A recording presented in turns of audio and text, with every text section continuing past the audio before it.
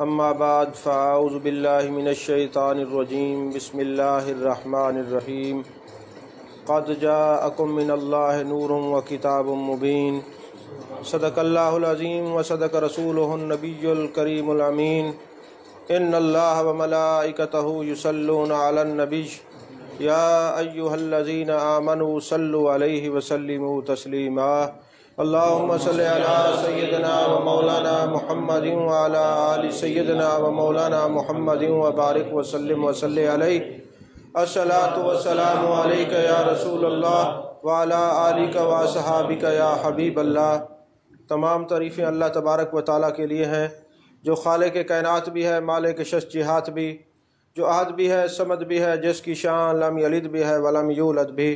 لا تعداد ہدیہ درود و سلام بارگاہ سید الانام شفیع رحمت والی امت شاہ خوباں جان جانا شہنشاہ حسینہ سید سروراں سیاہ لامکاں تتیمہ دوراں سرخیل زہرہ جمالاں رازدان ماؤہا شاہد ماتغا صاحب علم نشرہ معصوم آمنہ احمد مجتبہ حضرت محمد مصطفیٰ صلی اللہ علیہ وآلہ وصحبہ وبارک وسلم کی دربار ناز میں اپنی عقیدتوں، ارادتوں، محبتوں کا خراج پیش کرنے کے بعد اللہ جل مجدہ کی توفیق اور عطا سے آج محبوب علیہ السلام کا ذکر سننے اور ذکر کرنے کی اللہ نے دوبارہ توفیق عطا فرمائی۔ اللہ نے فرمایا قد جاءکم، تحقیق تمہارے پاس آ گئے، من اللہ، اللہ کی طرف سے نور، ایک نور، قد جاءکم من اللہ نور و کتاب مبین، تحقیق تمہارے پاس آ گئے ایک نور اور ایک کتاب مبین۔ تمام مفسرین جتنے بھی ہیں سب نے کہا قد جاءکم من اللہ، نور سے مراد میرے محبوب پاک صلی اللہ علیہ وسلم کی ذات بابرکات ہے۔ جس طرح قل واللہ احد کہنے سے عقیدہ توحید واضح ہوتا ہے، وَإِلَٰهُكُمْ إِلَٰهٌ واحد کہنے سے عقیدہ توحید واضح ہوتا ہے، تو قد جاءکم لقد جاءکم پڑھنے سے یہ جو ہمارا میلاد النبی صلی اللہ علیہ وسلم اس سے ثابت ہوتی ہے کہ تمہارے پاس آ گئے۔ 1,24,000 کم و بیش پیغمبروں نے سب نے یہی کہا محبوب آنے والے ہیں۔ انہوں نے بھی آمد مصطفیٰ صلی اللہ علیہ وسلم کی خبر دی ہے، اور آج غلامان مصطفیٰ صلی اللہ علیہ وسلم بھی یہی کہتے ہیں کہ حضور آ گئے۔ وہ انبیاء بھی آمد مصطفیٰ صلی اللہ علیہ وسلم کا ذکر کرتے تھے، اور عشاق بھی آمد مصطفیٰ صلی اللہ علیہ وسلم کا ذکر کرتے ہیں۔ گویا یہ میلاد نبی منانا، آمد مصطفیٰ صلی اللہ علیہ وسلم کا ذکر کرنا، یہ ایک نہیں، عقائد کی کتابوں میں ہے 2 لاکھ کم و بیش 24,000 پیغمبر ہیں، ویسے 1 لاکھ کم و بیش 24,000 پیغمبر کہا جاتا ہے، کتب کے اندر 2 لاکھ کم و بیش 24,000 پیغمبر ہیں۔ تو یہ مجھے کہنے میں کوئی تردد محسوس نہیں ہو رہا کہ یہ صرف 1 نہیں، 2 نہیں، جتنے انبیاء اور رسل ہیں سب نے آمد مصطفیٰ کا ذکر کیا ہے۔ آج سنت انبیاء پر عمل کرتے ہوئے عشاق بھی آمد مصطفیٰ صلی اللہ علیہ وسلم کا ذکر کرتے ہیں۔ قد جاءکم، اللہ فرماتے تمہارے پاس آ گئے ایک نور، اور کون سے نور؟ فرمایا کہ نور سے مراد محبوب علیہ السلام کی ذات بابرکات ہے۔ بعض لوگوں نے کہا کہ یہ 2 نور اکٹھے کر دیے گئے ہیں، قد جاءکم من اللہ نور و کتاب مبین، یہ محبوب علیہ السلام کا وجود مسعود یہ بھی نور ہے، اور یہ قرآن مجید یہ بھی نور ہے۔ یہ 2 نور اکٹھے کیسے ہو سکتے ہیں؟ اس بات کو یوں سمجھیں، حضور غزالی زمان سیدی احمد سعید شاہ صاحب کاظمی رحمۃ اللہ علیہ فرماتے ہیں اسی آیت کی تشریح میں، فرماتے ہیں اب ہم چونکہ یہاں بیٹھے ہوئے ہیں، رات ہو رہی ہے، اندھیرا ہے، ایک ہماری آنکھ کا نور ہے اور ایک لائٹ کا نور ہے، یہ 2 نور اکٹھے ہوئے ہیں تو ہم ایک دوسرے کو دیکھ رہے ہیں۔ تو جب قبر میں جائیں گے ایک قرآن کا نور ہوگا، ایک مصطفیٰ کے چہرے کا نور ہوگا، تو قبر نور علی نور ہو جائے گا۔ تو ایک نور ہدایت ہے، ایک نور مصطفیٰ صلی اللہ علیہ وسلم ہے، ایک محبوب کے چہرے کا نور ہے، ایک کتاب مجید کا نور ہے۔ جب یہ نور دونوں اکٹھے ہوں گے تو پھر ہمارا سینہ محبت رسول کے نور سے بھی اور اسلام کے نور سے بھی مالا مال ہو جائے گا، منور ہو جائے گا، روشن ہو جائے گا، قلب مزکہ مصفہ مجلہ ہو جائے گا۔ یہ جب دونوں نور اکٹھے ہوتے ہیں، ایک محبوب کا نور اور کتاب مبین کا نور، تو پتہ چلا اگر کوئی کتاب مجید کو نور بھی مانے اور محبوب کے نور کا منکر ہو، اس کا سینہ نور علی نور نہیں ہوتا۔ سینے وہی نور علی نور ہوتے ہیں جو محبوب کے چہرے کے نور کو بھی مانے اور قرآن مجید کے نور کو بھی مانے۔ حضرت ام المومنین حضرت عائشہ صدیقہ رضی اللہ تعالی عنہ فرماتی ہیں، ایک مرتبہ میرے محبوب علیہ السلام تشریف لائے۔ آپ کے آنے سے پہلے میں سوئی کے ساتھ کوئی چیز سی رہی تھی، وہ میری سوئی زمین پہ گر گئی، چونکہ رات تھی، اندھیرا تھا، سوئی نظر نہیں آتی تھی۔ جانے جانا شہنشاہ حسینہ والدہا کے چہرے والے محبوب میرے کمرے میں آئے، کمرہ نور علی نور ہو گیا، میری گم شدہ سوئی مل گئی۔ میں نے عرض کی یا رسول اللہ صلی اللہ علیہ وسلم، آپ کا چہرہ کتنا نورانی ہے، آپ کے آنے سے کمرہ روشن ہو گیا، کمرہ منور ہو گیا، میری گم شدہ سوئی مل گئی۔ میرے آقا علیہ السلام نے فرمایا ہاں عائشہ تم سچ کہتی ہو، ہلاکت ہے اس آدمی کے لیے جو قیامت والے دن میرے چہرے کے نور سے دور رہے گا اور میرے چہرے کی زیارت نہیں کر سکے گا۔ میں نے عرض کی یا رسول اللہ صلی اللہ علیہ وسلم، کوئی ایسا بدبخت ہو سکتا ہے جو قیامت والے دن آپ کے نور سے جو ہے محروم ہو جائے؟ میرے آقا علیہ السلام نے فرمایا ہاں، بدبخت وہ ہے جس کے سامنے میرا نام نامی اسم گرامی ہے اور محبت سے درود نہ پڑھے۔ تو آج محبوب علیہ السلام کے چہرے کو نور ماننے والے، وجود کو نور ماننے والے اور کتاب مبین کو نور ماننے والے، خدا شاہد ہے، دنیا اس بات بھی گواہ ہے کہ محبوب علیہ السلام کو جو نور مانتے ہیں انہی کا یہ شیوا بھی ہے، انہی کا یہ طریقہ بھی ہے اور ان کا یہ اثر بھی ہے کہ جب بھی محبوب علیہ السلام کا نام نامی آتا ہے وہ درود و سلام پڑھتے ہیں۔ مثنوی شریف کے اندر ایک حدیث پاک نقل کی ہے، حضرت مولانا روم نے محبوب علیہ السلام کے انوار و تجلیات کو سمجھانے کے لیے آپ ارشاد فرماتے ہیں ایک مرتبہ ایسا ہوا میرے آقا علیہ السلام جنت البقیع میں گئے کسی کا جنازہ پڑھانے کے لیے۔ جب واپس آئے میرے آقا علیہ السلام تو حضرت ام المومنین حضرت عائشہ صدیقہ رضی اللہ تعالیٰ عنہ آپ کے چہرے پہ اور آپ کے کندھوں میں ہاتھ لگا کہتی ہیں حضور بارش ہو رہی ہے باہر؟ میرے آقا علیہ السلام نے فرمایا نہیں بارش تو نہیں ہو رہی حضور، یہ لگتا ہے آپ کے چہرے مقدسہ کے اوپر جو ہے بارش کے قطرات نظر آ رہے ہیں۔ آپ نے فرمایا اے عائشہ یہ بتا تو نے میری کوئی مستعمل چیز تو نہیں اوڑھی ہوئی؟ یا رسول اللہ صلی اللہ علیہ وسلم جو تابند آپ نے ابھی رکھا تھا نا وہی میں نے سر پہ اوڑھ لیا۔ جیسے ایسا ہوتا ہے نا گھر میں کوئی بندہ آ جاتا ہے، مرد آ جاتا ہے تو عورتیں وہ کپڑا جو بھی پڑا ہو سر پہ رکھ لیتی ہیں، سر ڈھانپ لیتی ہیں۔ تو جب محبوب علیہ السلام نے دروازے پہ دستک دی، جو محبوب علیہ السلام کا مستعمل تابند مبارک تھا وہ چادر مبارک رکھی ہوئی تھی، ام المومنین حضرت عائشہ صدیقہ رضی اللہ تعالیٰ عنہ نے وہ سر پہ رکھ لی اور محبوب علیہ السلام نے فرمایا اے عائشہ تم نے میری استعمال شدہ کوئی کپڑا تو استعمال نہیں کیا؟ یا رسول اللہ صلی اللہ علیہ وسلم یہ آپ کی چادر مبارک سر پہ اوڑھی ہوئی ہے۔ میرے آقا علیہ السلام نے فرمایا اے عائشہ یہ میرے چادر کی برکت سے تمام حجابات اٹھ گئے ہیں، یہ انوار و تجلیات کی بارش ہے جو میری چادر کی برکت سے تمہیں نظر آ رہی ہے، ورنہ ہر وقت میرے وجود مسعود پر انوار و تجلیات کی بارش برستی رہتی ہے، ہر وقت انوار و تجلیات کی بارش برستی رہتی ہے۔ تو عزیزان محترم، اب جیسے حضرت سیدہ عائشہ پاک رضی اللہ تعالیٰ عنہ کو محبوب کی چادر عطا ہوئی تو انوار و تجلیات کی بارش برسنے لگی، اسی طرح دامن مصطفیٰ سے اور در مصطفیٰ صلی اللہ علیہ وسلم سے جس کو ایمان کی چادر عطا ہوتی ہے اس کو بھی محبوب کا نور اور محبوب کا وجود مسعود نور علی نور نظر آتا ہے۔ عزیزان محترم، میرے آقا کریم صلی اللہ علیہ وسلم کے بارے میں اللہ تبارک و تعالیٰ نے فرمایا قد جاءکم من اللہ نور و کتاب مبین، تحقیق آپ کے پاس ایک نور آیا اور کتاب مبین لے کر۔ اب دو خاندان ہو گئے، ایک ہو گیا نور والا خاندان، ایک ہو گیا اندھیرے والا خاندان۔ اصول یہ ہے جہاں پہ نور ہوتا ہے اندھیرا نہیں ہوتا، جہاں اندھیرا ہوتا ہے وہاں نور نہیں ہوتا۔ یہ کبھی ایسا نہیں ہوا کہ جہاں پہ نور ہو یہاں اب روشنی ہے اندھیرا نہیں ہے، اگر اندھیرا ہوگا تو روشنی نہیں ہوگی۔ یہ دونوں چیزیں بیک وقت ایک ساتھ نہیں ہو سکتی، جہاں اندھیرا ہوگا روشنی نہیں ہوگی، جہاں روشنی ہوگی وہاں اندھیرا نہیں ہوگا۔ تو اب دو خاندان ہو گئے، ایک نور والا خاندان ہے، ایک اندھیرے والا خاندان ہے۔ نور والا خاندان محبوب کے نور کو ماننے والا ہے اور ان کے نورانیت کا انکار کرنے والا اندھیرے والا خاندان ہے، اور محبوب علیہ السلام کی عظمت کو ماننے والا نور والا خاندان ہے۔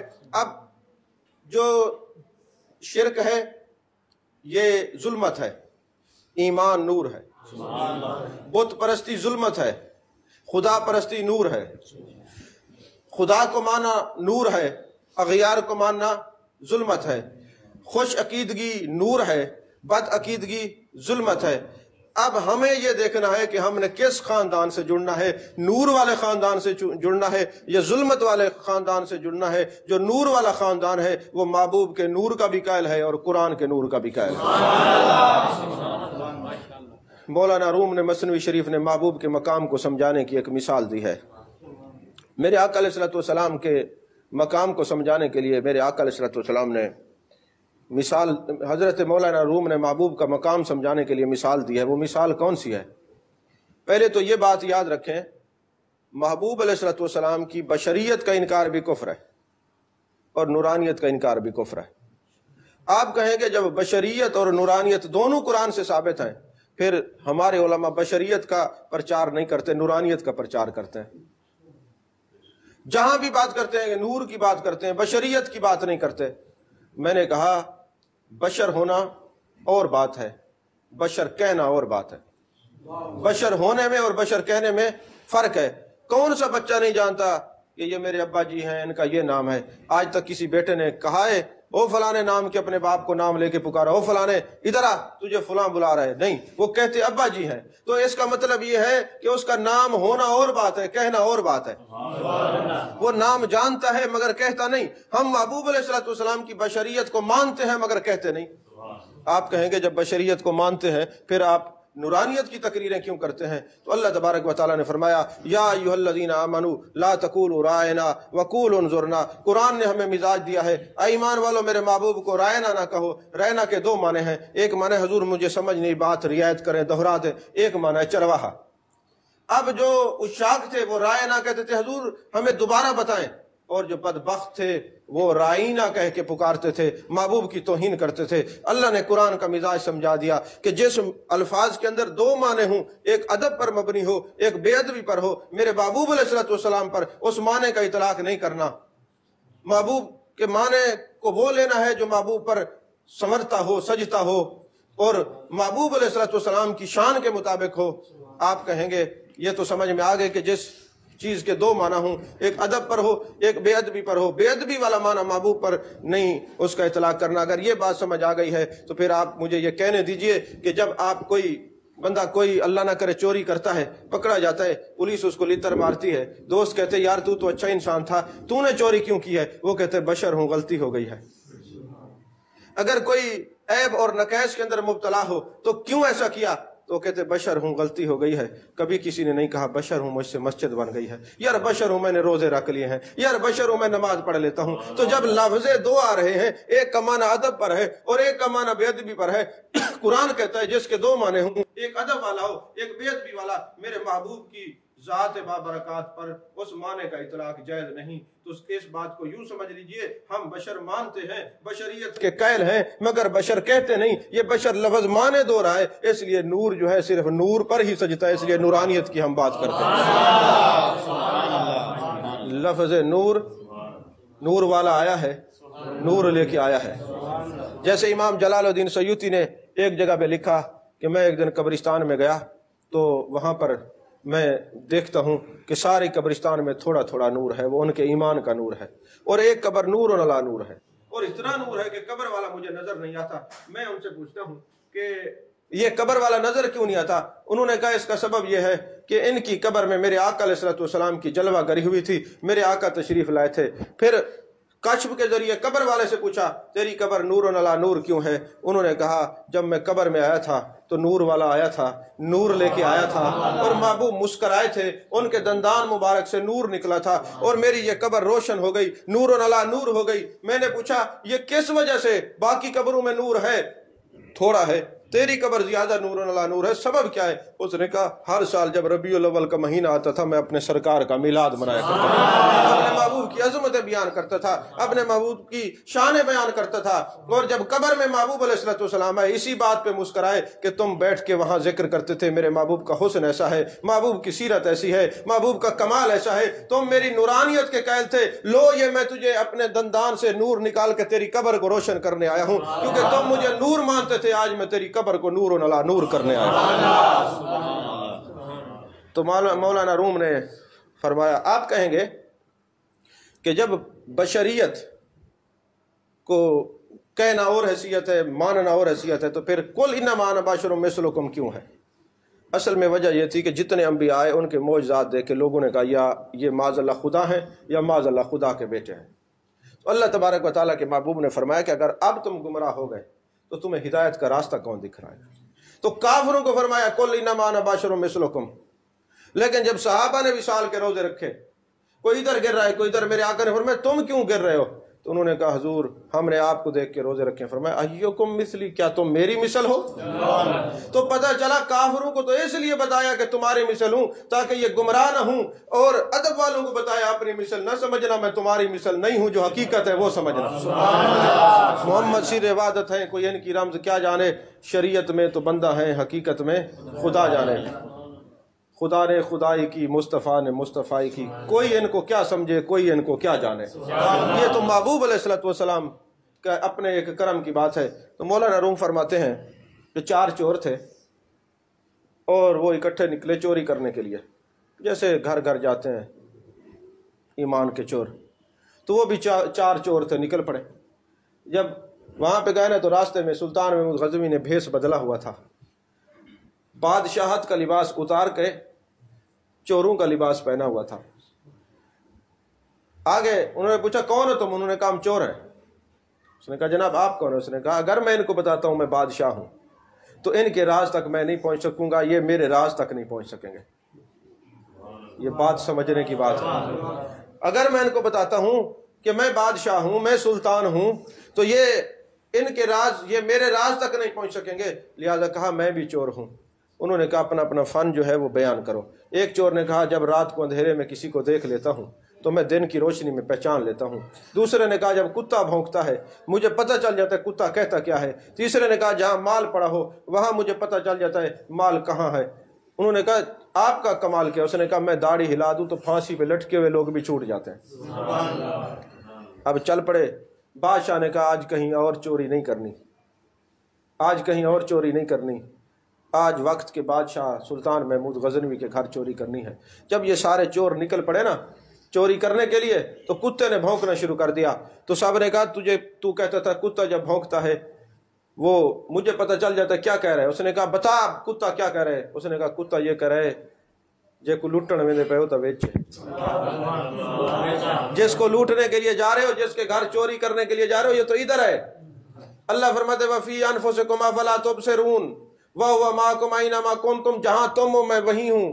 وفی انفسکم افلا تبصرون، ارے مینا مزدلفہ عرفات میں ڈھونڈنے والو نحن اقرب الیہ من حبل الورید بھی دیکھ لو، میں تو تمہارے اندر ہوں، تم باہر ڈھونڈتے پھر رہے.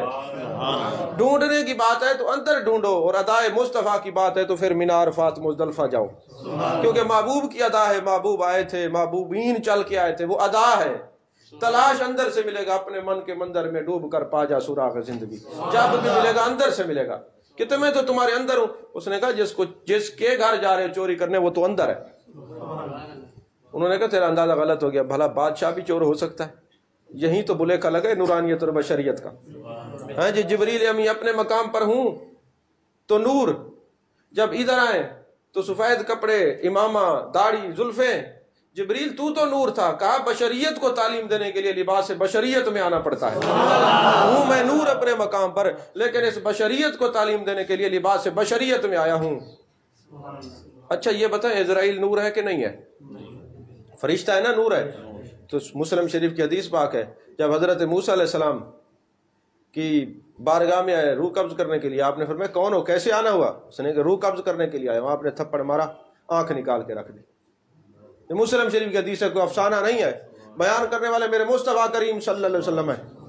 اب آنکھ لے کے خدا کی بارگاہ میں گیا، میرے مالک آج ایسے بندے کے پاس بھیج دیا تھا جو مرنا ہی نہیں چاہتا.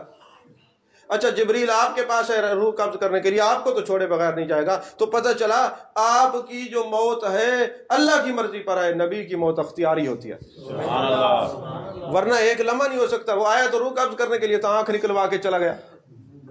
اب آنکھ ہتھیلی میں لے کے گیا، میرے مالک آج ایسے بندے کے پاس بھیجا جو مرنا ہی نہیں چاہتا.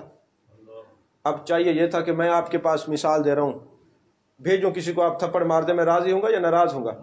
تو اللہ کے پاس تو آنکھ لے کے گیا، میرے مالک ایسے بندے کے پاس بھیجا ہے، میری آنکھ نکال دی. اللہ نے فرمایا آنکھ دوبارہ جوڑ کے جا، ایک جنت سے جانور لے جا، میرے محبوب کو کہے، کلیم اللہ کو کہے اس کے اوپر ہاتھ پھیرے، جتنے بال آئیں گے اتنے سال زندگی بڑھ جائے گی. اب وہ جناب والا جانور لے کے آتا ہے حضرت موسیٰ علیہ السلام کے پاس. تو آپ فرماتے ہیں پھر موت نہیں آئے گی؟ انہوں نے کہا مرنا تو پھر بھی ہے. انہوں نے کہا پھر تو میری روح ہی قبض کر لے. اب محدثین بڑی خوبصورت بات کرتے ہیں، وہ کہتے ہیں حضرت موسیٰ علیہ السلام نے جو تھپڑ مارا، نور کی تو آنکھ ایسی نہیں ہوتی جیسے ہماری ہے. وہ آنکھ نکلی اور آنکھ لے کے وہ گئے، اور حضرت موسیٰ کلیم اللہ کے تھپڑ لگنے سے آنکھ نکلی، وہ تھے تو نور۔ تو اب نور اپنے مقام پہ نور ہیں، جب بشریت کے ظاہری طور پہ آتے تو لباس بشریت میں آتے ہیں۔ تو اگر محبوب کا دانت مبارک کا ایک کنگرا شہید ہو تو یہ شور مچائے جی نور تھے تو دانت کیسے نکلا؟ تو میں کہتا ہوں حضرت عزرائیل علیہ السلام نور تھے تو ان کی آنکھ کیسے نکلی؟ نور تو ہیں، ہم تو مانتے ہیں، آنکھ نکلی۔ اچھا پھر محدثین کہتے ہیں موسیٰ علیہ السلام نے تھپڑ کیوں مارا؟ اس لیے مارا تھا کہ ایسے تم منہ اٹھا کے آئے ہو میری روح قبض کرنے کے لیے، چلو میں تو چپ کر جاؤں گا، بعد میں امام الانبیاء آئیں گے، اگر اس طرح اٹھ کے چلے گئے تو پھر برداشت نہیں کیا جائے گا۔ اللہ تعالیٰ سب کی بے ادبی برداشت کر سکتا ہے، مگر انبیاء کی بالخصوص میرے آقا علیہ السلام کی توہین برداشت ہرگز نہیں فرماتا۔ تو بہرحال بتانا یہ تھا کہ صرف اس نقطے کو سامنے رکھیں، حضرت عزرائیل علیہ السلام نور ہیں، مگر نور کی آنکھ نکلنے سے نور میں کوئی فرق نہیں پڑتا۔ تو میرے آقا علیہ السلام کے دندان مبارک کے تھوڑے سے ایک نکر کو شہید ہونے سے جو ہے وہ محبوب علیہ السلام کی نورانیت میں فرق نہیں پڑتا۔ اور محدثین نے لکھا بعد میں میرے آقا اتنے خوبصورت ہو گئے تھے، اس جگہ سے جب آپ ہنستے تھے تو نور نکلتا تھا، آپ کے دندان مبارک سے نور نکلتا تھا۔ اب جناب والا سلطان محمود غزنوی کے ساتھ وہ چوری کرنے کے لیے گئے، چوری ہو گئی۔ جب بیعت نکلنے لگے سلطان محمود غزنوی نے کہا کہ مال بانٹ لیتے ہیں۔ انہوں نے کہا لگتا ہے اس محکمے میں نئے آئے ہیں، آپ کو پتہ نہیں ہے لوٹا رات کو جاتا ہے دن میں تقسیم کیا جاتا ہے۔ آپ کو نہیں بات سمجھ آئی، بات دور کیا ہے، اس کی بارگاہ سے رات کو لوٹا جاتا ہے دن میں تقسیم کیا جاتا ہے۔ ہاں جی پچھلی رات فرماتا ہے کوئی مجھ سے مانگنے والا؟ اگر عرفاء کی مجلس ہوتی، صوفیاء کی مجلس ہوتی، میں یہ بات سناتا وہ تڑپ جاتا ہے۔ آپ کو اثر ہو رہا ہے پر اتنا نہیں ہو رہا جتنا ہونا چاہیے، کیونکہ آپ اس راز سے واقف نہیں ہیں جو بیان کیا جا رہا ہے، لیکن جتنے واقف ہے اتنا تو سمجھ آ ہی رہی ہے۔ اب جناب والا فرماتے تقسیم کرو، انہوں نے کہا رات کو لوٹا جاتا ہے دن میں تقسیم کیا جاتا ہے۔ اچھا بتا دو کہاں پھر ملیں گے، پھر کہاں تقسیم ہوگی؟ انہوں نے ایڈریس بتا دیا کہاں جانا ہے، بتا دیا۔ اب یہ جناب سویرے سلطان محمود غزنوی نے سب کو گرفتار کرا لیا۔ جب سامنے آئے نا تو محمود غزنوی نے کہا کتنے تھے؟ یہ 4 تھے۔ انہوں نے کہا تم 3 ہو، چوتھا کدھر ہے؟ اور ایک روایت ہے 5 تھے، تم 4 ہو، 5واں کدھر ہے؟ تو ایک بندہ کھڑا تو اس نے کہا حضور اگر جان کی امان پاؤں تو عرض کروں؟ انہوں نے کہا جی۔ انہیں کہا وہ یار کلوکڑی رات والا ویس وٹا کے وقت آیا، ارے جن کی ہم تذکرے کرتے آئے سنتے رہے آج محشر کا میدان ہے، یہ تو وہی ہے،